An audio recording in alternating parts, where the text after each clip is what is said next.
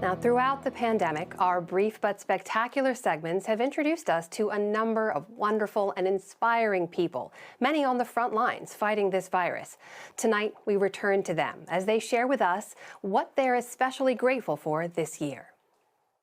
I am an internal medicine resident at a hospital in New York City. I'm the co-founder of the AIDS Memorial Quilt, and I'm working these days on making masks. We are over-the-road truck drivers. And we deliver groceries to all lower 48 states. I work in Fort Gaines, Georgia, Clay County, and I was the only doctor here for 15 years. I'm the only female troubleshooter that ComEd ever had in a 100-year history.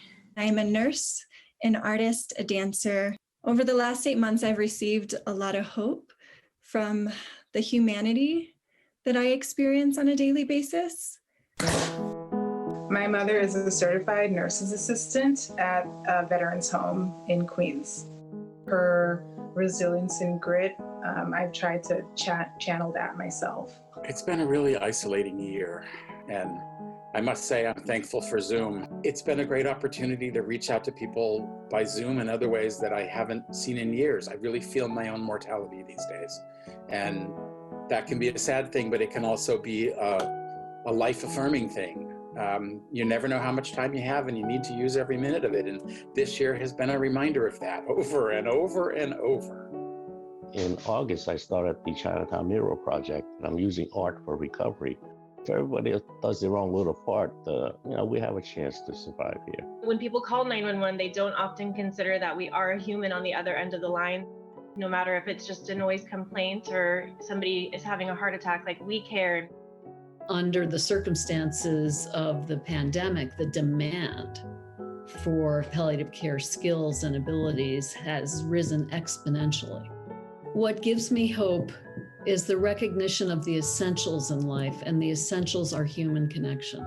I'd like to be hopeful and thankful that at this time of year, that we can put our differences aside and put the gauntlets down and love each other and take care of each other and help each other get through. The pandemic, as horrific as it is, it also has improved healthcare in some ways. We're doing much, much more virtual work. Those changes are going to last forever. Malawi is one of the poorest countries in the world. I'm truly, truly grateful for the people that continued to pour their hearts and support the work that we do. Although the world remained closed, their hearts remained open. Two of the bigger challenges for me personally this year were contracting COVID-19 and then being evacuated due to the California wildfires where I live. When we evacuated, it was like, just leave. And it became clear how few things that I own are actually important to me. Nothing else really mattered except for my relationships. I'm so incredibly grateful for all of my colleagues, for every nurse, physician, social worker, chaplain, nursing assistant. The nurse will call the family and say, we think it's going to be soon. We're so sorry, but your father's dying. And the daughter will say, oh, my dad, he loved to read scripture, or he loved music, or I always thought I would be there to hold his hand. And, it makes me so cheerful, but, nurses are saying, I'll go be the daughter. There's thousands of stories around this country of nurses that went back in that room, not just as a nurse, but as a family member. The most challenging part of the last 8 months for me is definitely just getting used to these masks and just trying to keep from contracting this disease and bringing it home. I'm trying to protect my son, my 13-year-old son now. He was diagnosed last year with Hodgkin's lymphoma. He is in remission right now, so I want to keep him there. Sometimes I do get down and I just enough is enough. But I just tell myself, you know what? I got my children looking at me and depending on me, and I can't give up.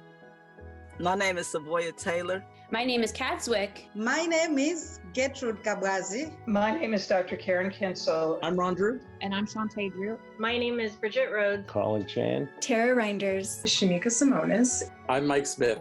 My name is Diane Meyer, and this is my brief but spectacular take on seeing patients as people. On the compassionate care provided by nurses during COVID. On resilience. On surviving COVID. On courage.